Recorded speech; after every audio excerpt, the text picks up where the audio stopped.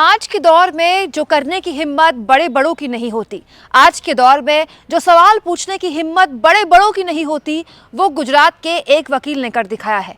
दोस्तों, अमित शाह ने बाबा साहब पर संसद के अंदर जो बयान दिया, ऐसा लगता है कि बीजेपी को यह बयान न केवल बहुत भारी पड़ने वाला है, बल्कि ऐसे ऐसे राज्यों से बीजेपी के खिलाफ, या फिर ये कह लें कि मोदी जी के खासम खास और बीजेपी के चाणक्य अमित शाह के खिलाफ आवाजें उठ रही हैं, जो राज्य मोदी जी का गढ़ थे, अमित शाह का गढ़ थे।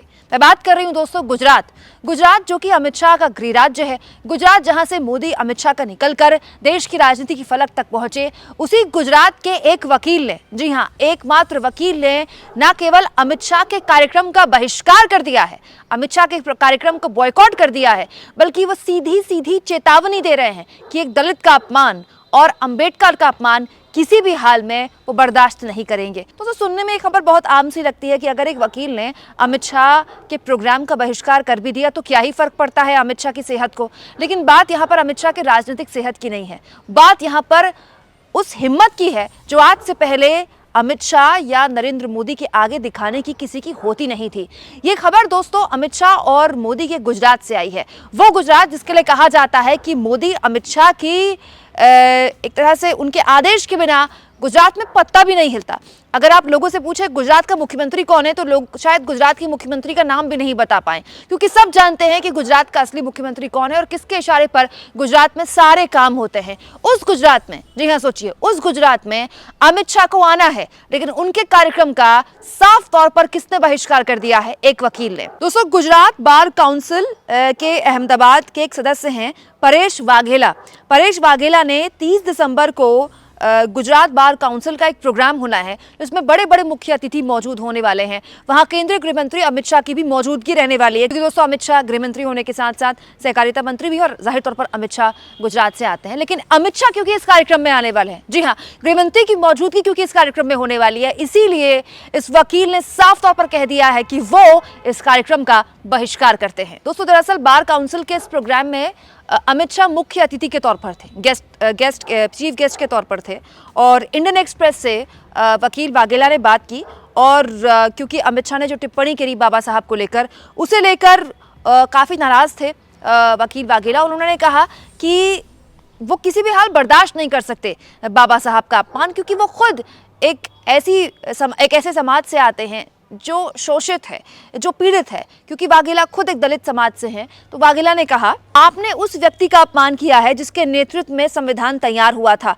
आपको 3 दिनों तक माफी मांगनी होगी। अगर आप ऐसा नहीं करते हैं तो मैं उस कार्यक्रम में क्यों रहूं जिसमें आप मुख्य अतिथि के रूप में हैं। दोस्तों, 30 दिसंबर को विज्ञान भवन साइंस सिटी अहमदाबाद में नए वकीलों के शपथ ग्रहण का कार्यक्रम था, और इस कार्यक्रम में 6000 वकीलों ने शपथ लेनी है।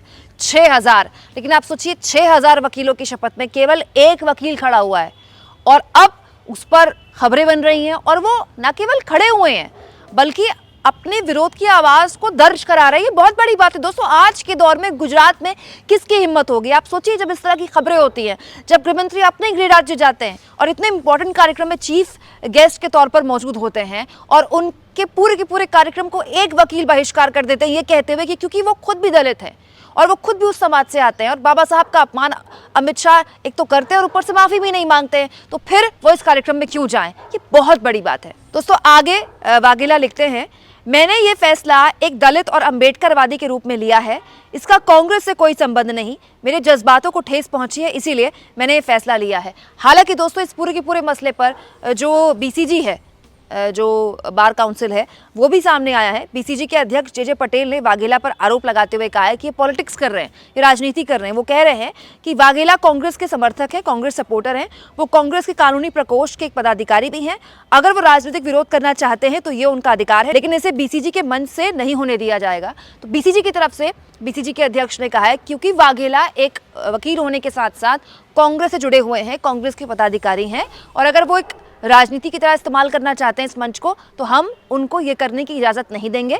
यानी कि बीसीजी की तरफ से किसी और वकील ने इस तरह के किसी विरोध का ऐलान नहीं किया है। दोस्तों, हालांकि ये बात वाघेला पहले कर चुके हैं कि वो कांग्रेस से जुड़े हैं कि नहीं है, मामला वो नहीं है। ये मामला ये है कि उन्हें हर्ट हुआ है जिस तरह से बाबा साहब को लेकर अमित शाह ने बयान दिया है, और अमित शाह ने इसको लेकर अब तक माफ़ी भी नहीं मांगी है। दोस्तों, ये कार्यक्रम काफ़ी बड़ा कार्यक्रम है। आप देखिए, इस कार्यक्रम में गुजरात के मुख्यमंत्री भूपेंद्र पटेल मौजूद हैं, राज्य के विधायी मंत्री मौजूद होंगे, इसके अलावा बार काउंसिल ऑफ इंडिया के अध्यक्ष मौजूद होंगे, भारत सरकार के सॉलिसिटर जनरल तुषार मेहता और गुजरात के महाधिवक्ता कमल त्रिवेदी इस कार्यक्रम में मौजूद होने की उम्मीद है।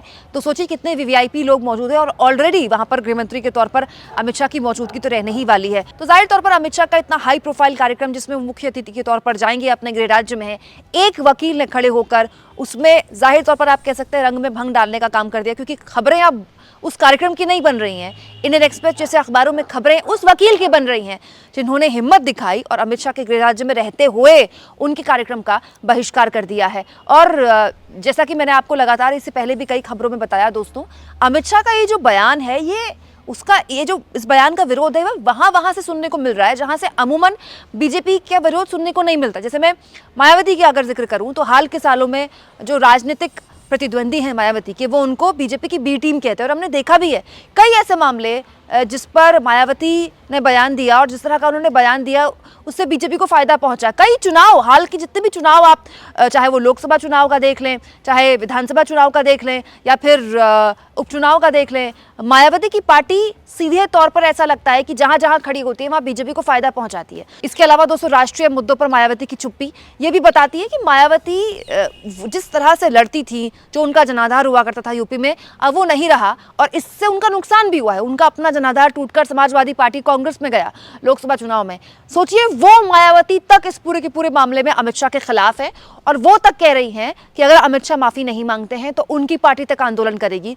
तो यहां पर बात कांग्रेस की नहीं है, यहां पर बात उन दलों, उन नेताओं की तक है जो अमूमन सॉफ्ट कॉर्नर रखते हैं बीजेपी से या फिर ऐसे बयान देने से बचते हैं जो बीजेपी को नुकसान पहुंचे। आप सोचिए दोस्तों, जब मायावती इस तरह का बयान दे रही है तो नीतीश कुमार के मन में क्या चल रहा होगा। अभी तक तो नीतीश कुमार पर इस तरह का किसी ने प्रेशर नहीं डाला है, लेकिन नीतीश कुमार से भी आगे सवाल पूछा जाएगा। तेजस्वी यादव बिहार के चुनाव में नीतीश कुमार से सवाल पूछेंगे कि वो पार्टी जो अंबेडकर का अपमान करती है, संसद में खड़े होकर गृह मंत्री अमित शाह इस तरह का बयान देते हैं और उसके बाद उस पर सफाई देते हैं, माफी भी नहीं मांगते हैं। आपने उस पार्टी की राजनीतिक बैसाखी बनना क्यों राजी समझा?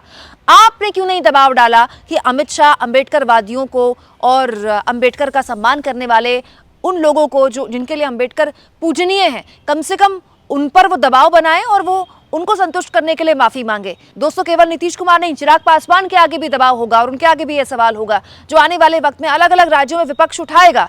वो विपक्ष जो बीजेपी पर मनुवादी होने का आरोप लगाता है या मनुस्मृति वाली सोच का आरोप लगाता है। तो आप कह सकते हैं कि ये जो लड़ाई है, जो बीजेपी सोच रही है कि शायद हेडलाइन मैनेजमेंट से खत्म हो जाएगी, ये इतना आसान नहीं है।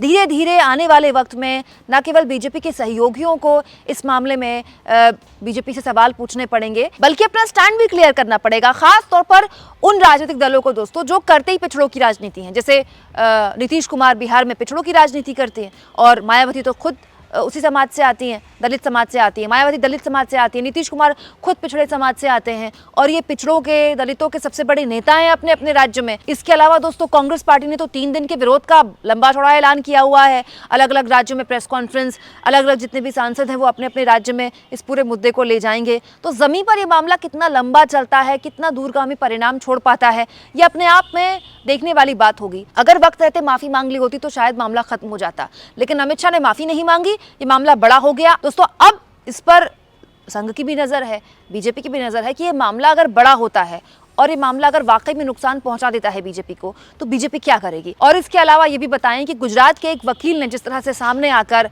अमित शाह के कार्यक्रम का बहिष्कार करते हुए मीडिया में बात कही है, इसको आप किस तरह से लेते हैं, कमेंट बॉक्स में जरूर लिखें। और जितना हो सके दोस्तों, चैनल को शेयर करें, सब्सक्राइब करें और थैंक्स और ज्वाइन के ऑप्शन से अगर आप चाहें तो कुछ आर्थिक मदद भी चैनल की जरूर करें।